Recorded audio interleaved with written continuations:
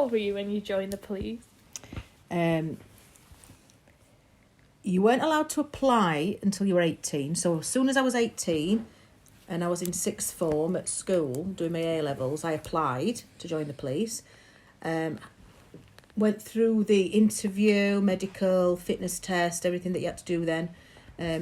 Because I'd got O-level English and O-level maths back then, I didn't have to do the police entrance test. If you'd not got O-level maths and English, you had to do a written test as well, but I didn't have to do that because I'd got my O-levels. Passed all that and got through and got accepted, but then they informed me that for some reason they weren't recruiting for a year. I think something to do with funding.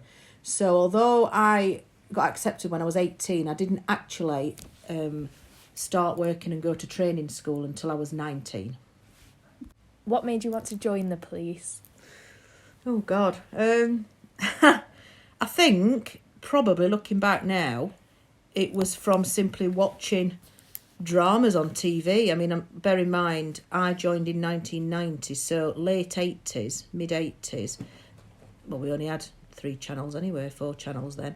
So I would sometimes watch, like there was a BBC drama called Juliet Bravo, and the main character, Juliet Bravo was her name, obviously, she was a police inspector. And then on a Friday night, I'm sure it was Friday night at 9 o'clock, there was one called The Gentle Touch on ITV. And the main character, again, was a female detective inspector in CID.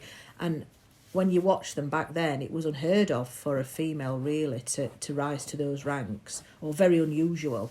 So I think just watching those programmes, I sort of aspired to be as successful and respected as maybe as they were. I mean, they were only characters, but and it just looked really interesting, and the variety of jobs. Again, that was just fiction, but it resembled reality, I suppose.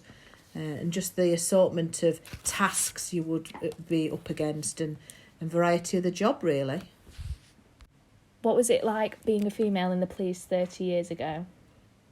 Well, you were in the minority for a start, so I suppose you often felt like you got to be better than your colleagues, your male colleagues. When I joined in a uniform shift, I think there was about 15, between 15, maybe 20 police officers on our shift, which is unheard of nowadays, in uniform. And I was one of only 2. There was just me and one of the policewomen, if I remember, at the time. So you were definitely in the minority. And yeah, you would get treated less strong than your male colleagues. You tend to get the women's dominated roles to perform, and it could be quite intimidating, especially at 19. You're entering a man's world, really. So yeah, it was quite intimidating back then. So how many women joined when you did? I joined in April 1990, and there were around 25, maybe 30, between 25 and 30 students on the course that I joined, and I was one of 4 women. So there was me, Julie, Justine, Helen, four women, and the rest were men. There was about 30 of us in our intake. I've got another one. Did you ever feel discriminated against? Personally, I've never had an issue with discrimination. I know it's gone off around me. I'm aware of colleagues that have suffered it. I personally haven't. However, when I look back now, bear in mind I was only 19 and quite naive when I first joined, I probably was discriminated against, but at the time I didn't particularly pay much mind. I look back now and I remember one incident when a little boy, toddler, very young, was found wandering around Gleadless Valley area of Sheffield, actually, and somebody flagged down a police car. So they brought the little boy back to the police station, and he was in a nappy, and he couldn't speak, so he must have been very young, certainly under 2, I would think. Didn't know where he belonged, no identity, he couldn't tell us who he was. So we were literally waiting on a phone call from a member of the public to say they'd lost the baby. And whilst we were waiting, and to be fair, I think we waited a while, I think it went on 2 or 3 hours, there was just myself and another policewoman on the police station at that time on duty, Bear in mind, I was only maybe 19, I may have been 20 then. And we were expected to look after this baby we were sent to the shop to get some nappies and some milk for this toddler. Bear in mind, neither me or this other policewoman had got children of our own. I'd never had much involvement with children, didn't really know how to deal with them. And there would have been male police officers at the time on the police station on duty who'd probably got children, babies of their own. But it was just not even in question that they would look after it. It was just automatic that we would look after the baby because we were the police women. So I suppose you could say that was discrimination, but like I say, at the time, it was just the norm, really. And also, women would be expected to perform women-y type roles, I suppose you would call them back then. I remember quite often we used to be called upon to do overtime. There was a prison strike many years ago, and the prisons were overrun. So they shipped off prisoners to local police stations and police custody suites, bridewells as they call now somewhere. And local police stations would be tasked with looking after these prisoners. And so we would work overtime, 12-hour shift overtimes, to be prison officers to look after these extra prisoners. And I remember doing a few shifts back then. I was single, so I wanted the money. And it was always, my role was to sort the food out, sort the lunches out, the packed lunches and the hot meals, and to do the washing. So in the morning, if you're on the morning shift, you'd go around, collect the laundry from the prisoners, and it was just automatically expected that the police woman on shift would do the laundry. Which again, you look back now and well, of course it's sexist discrimination if you like, but at the time it was just the norm, it was just accepted. What is the most interesting case that you've worked on? Interesting case. Well, funnily enough, not a murder. And you would often think murders were more interesting, but I think probably the Rotherham shoe rapist, as he was commonly known, a guy called James Lloyd, who was a respected father and husband. He got a job. He worked in a printing company in Rotherham, and lived in Barnsley, if I remember right. Respected member of the community, I think, friends with lawyers and etc. And we were investigating a cold case, a series of rapes from the 1980s, so long before DNA was a thing. And this series of rapes, I think there were maybe 5 or 6 in total, and they were proper stranger rapes where young women were walking home from the pub at night, generally high heels, short skirts like we all used to, and stockings, and they were getting pushed into bushes, dragged into fields by a stranger, one man on his own, and raped. And in some of the cases, they would get, the rapist would use their own stockings. I remember one particular woman, she'd had her stockings removed, and he used her own stockings to bind her wrists together and hold her down while he raped her. But in every case, what he did do was always take a souvenir with him, always take something from each victim. And these went on I think they went on for maybe 2 or 3 years in the 80s. Never got detected. There was no DNA back there. Didn't know how to use DNA in criminal investigations. So it was simply witness evidence. And obviously CCTV wasn't really a thing back then. So there was never any evidence to be able to identify this offender. And it got left as a cold case. Back in 2004, they opened this case and they had a look at it again because of the advances in DNA. Scientists decided to open a lot of cold cases, and this was one of them. So they opened it and investigated it again, got nowhere, but did find DNA on some of the clothing worn by the victims. I think one was a pair of pants that one of the victims had been wearing at the time, one was some stockings, and they got some DNA now. So we've now got DNA evidence. We just needed to find whose DNA that was. So they decided to start using a system called familial DNA, which you can Google it, and it's basically where we got the DNA, put it on the system, it didn't hit anybody. So basically, the rapist was nobody that had ever been in police custody before because he did not got his DNA. So they decided to do familial DNA, which is where the scientist looks at the DNA strands and narrows it down to somebody who's got a similar DNA to the rapist. And they narrowed that down. I think initially we got down to a list of about 2,000, and then you narrow it down and down and down. That didn't come to any fruition either. So what they then decided to do was look at females who got familiar DNA.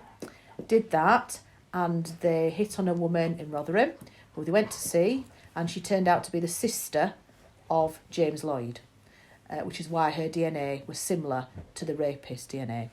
So he got arrested, 20 years later gets arrested, and through the DNA evidence and also other evidence which we found, i.e. when we searched his house and when we searched his place of work, there were numerous items recovered and seized that he'd kept, being souvenirs from his victims, mainly shoes, hence why he got the name the shoe rapist.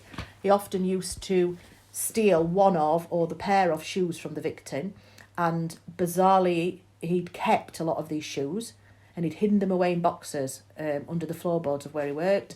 These were recovered, these were tested for DNA, and at least one pair, if I recall, had DNA inside the shoe to match one of the victims 20 years on. So they were used in evidence, and he got convicted and he went to prison. And I think he served 17 years in prison, and I do believe he's out now.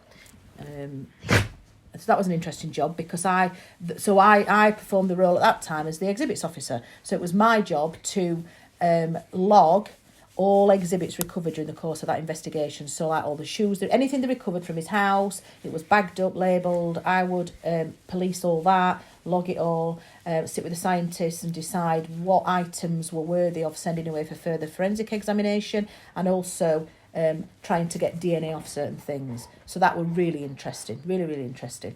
In fact, since the investigation, they have done a BBC documentary about it. But yeah, so that's very interesting. And I believe that case was the first case that they've ever used familial DNA in evidence at court. So, did you always want to be a detective constable? Yes, always. Nothing wrong with being a uniformed police officer, and thoroughly enjoyed my 13 years as a uniformed police officer. But maybe I'm just nosy, but I like to investigate things. I like to get my teeth into something and try and work out why something's happened or who done it, I suppose, really. And being a detective allows you to do that because you deal with more complex, I wouldn't say more, yeah, probably more serious in most cases, but probably more complex cases. And mainly because you've probably got more time to do that. You're in plain clothes, you tend to be in the office a lot, whereas your uniform, you're out and about. So you get more interesting cases, more complex, more in depth. And a bigger variety of cases to deal with. And also the more serious cases, like your robberies, armed robberies, series of burglaries, rapes, murder, kidnappings. They generally, when people get charged with those offences, because they are so serious and afford a long custody sentence, what they tend to do is plead not guilty. So you'll find that most serious cases will go to court and go to trial. And the trial process is really, really interesting if you're into that type of thing. Can be quite frustrating at times. Our judiciary system is sometimes very frustrating, but interesting to say the least. And obviously, if you get a guilty plea, it's a really good feeling. What did being a detective constable entail? Pretty much like what I've just said, the previous question. More lengthy and complex investigations, and you'd probably, you would develop a more skilled set, if you like. You deal more with forensic issues. You'd be more involved with scientists, more involved with scenes of crime officers. When you go to a scene, you'd be involved in the process of the strategy, deciding what you're going to take for evidence, what you weren't, what you're going to photograph. So you're more involved in the investigation in depth. You would interview the suspects, and ultimately you'd go to court. So, yeah, you'd just be a lot more involved, a lot, probably work longer hours, a lot more detailed, of more serious cases. What was it like to deal with murder cases? Murder cases, well, to be honest, not much different than dealing with any other case, because you might say, in fact, in some circumstances, a murder's probably easier to deal with from a logistic point of view than a burglary or a robbery, maybe. It's obviously a lot more in depth. your inquiries would be more detailed. You would probably do more inquiries, go further afield than you would for a car theft or a burglary, obviously. And often it depends on the circumstances of the incident or the murderer and the victim, for example. And, maybe this is controversial, but if you've got a victim and a suspect and they're both gang members, for example, and they've one of them shot the other, or it's all to do with drugs or criminal activity, of course you have empathy for the family and the people involved, because at the end of the day they are somebody's son or daughter. But I think probably it's fair to say you would hold more emotion dealing with a stranger murder, or particularly maybe a child murder. Anything like that can be really emotional. And again, it depends what role you're performing during the investigation. If you're the family liaison officer, for example, very emotional job. You're involved with the family from the minute they get told that their loved ones died. But also you've obviously got to try and remember that you're a professional body. And although you are going to be emotional, you're there for a purpose, and you're there to assist them, but also to assist the investigation. Because at the end of the day, ultimately, you're wanting somebody to be convicted for this horrendous crime. So, yeah, it can be quite emotional at times. Have any cases ever affected you personally? Probably. 30 years is a long time. There's a couple of little, I think, tasks probably rather than cases, where I remember the first time that I ever had to knock somebody up in the middle at night and tell them that their husband had been killed in a car crash. That was particularly emotional, but it's that long ago I can't remember any details, to be honest, and I was a lot younger then. Yeah, sometimes it does. Sometimes you get a bit upset, and I've never performed the role of family liaison officer, and I think for the very reason that I wouldn't particularly relish that role. I think probably the only thing that springs to mind is, and probably because it's more recent, was a few years ago, just before I retired actually, so the year before I retired, so what was that, 2019, when I was on the major incident team, we worked on a murder from Doncaster. A little boy, 2-year-old boy, was murdered by his parents. His mum and his mum's boyfriend ended up being charged with his murder. And that was particularly upsetting because at the time, so we were going back 3-4 years, he actually, little blonde boy, beautiful little boy, and because I was performing the role of exhibits officer, which is, I've explained earlier what they do, they sort of log all the exhibits that are recovered. As part and parcel of exhibits officer's role, the first thing you do really is to go with the senior investigating officer to the post-mortem of the victim, with the pathologist and the scenes of crime officers. So when you get to the post-mortem, obviously the pathologist performs the post-mortem examination. The scenes of crime officer there at the time will take all the photographs that are required and bag up all samples that are taken, and then they will hand them directly to you as the exhibits officer. And then it's your job to log them all, and obviously at a later stage you then decide in consultation with the pathologist what, if any, of these samples you're going to send away for forensic examination. So you're there at the post-mortem. So obviously this murder in Doncaster with this little boy, it was my job to go with James, who was my boss at the time, to the post-mortem. And it probably the longest post-mortem I've ever been to. We were there 7 hours, and it was an overnight post-mortem, which didn't help because we were tired. And it was actually, we only managed to do half of the examination, bless him, because of the injuries he'd got. So they did a second post-mortem the next day, which I didn't go to. But 7 hours is quite a long time, and that really drained us, really emotional. And because the little boy was so beautiful, blonde hair, and he looked very similar to what my little boy looked like when he was 2. And yeah, when we came out of that, I felt particularly emotional. Came home, and when my little boy got up for school the next morning, gave him a massive hug. Obviously you can't tell him why you're hugging him, and I've shed a little tear, but that's probably the most I've been touched by dealing with a victim or a case, yeah.